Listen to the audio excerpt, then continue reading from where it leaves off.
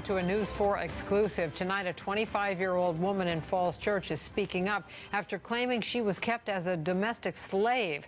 She says she's free today thanks to the bravery of a Fairfax County man. News 4 uncovered her story just 2 weeks ago after our investigation on possible human trafficking in McLean.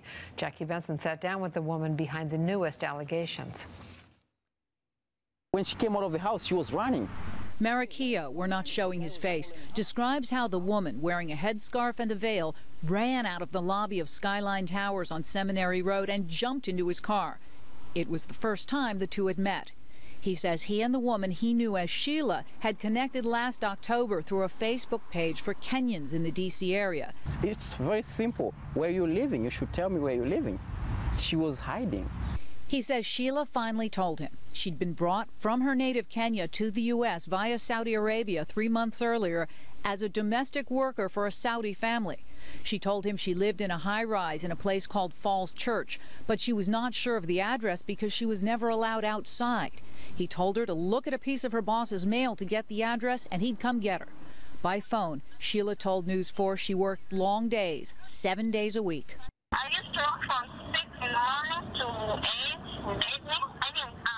10 in the evening, from Monday to Monday. And did you ever have a day off?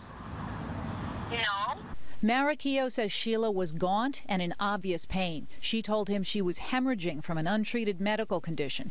He told her to go back inside and get her passport, and he'd take her to the hospital. She went back.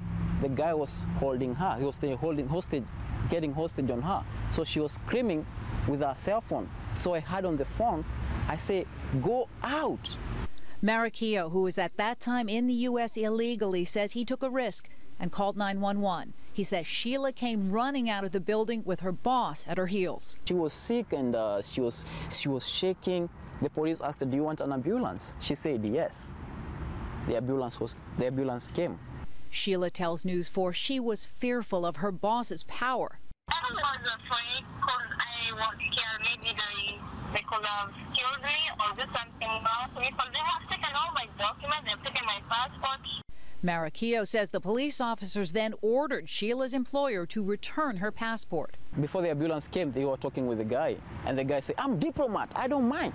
Attorney Regina Njoku helped Sheila get her documents back. I called the embassy and I spoke with him.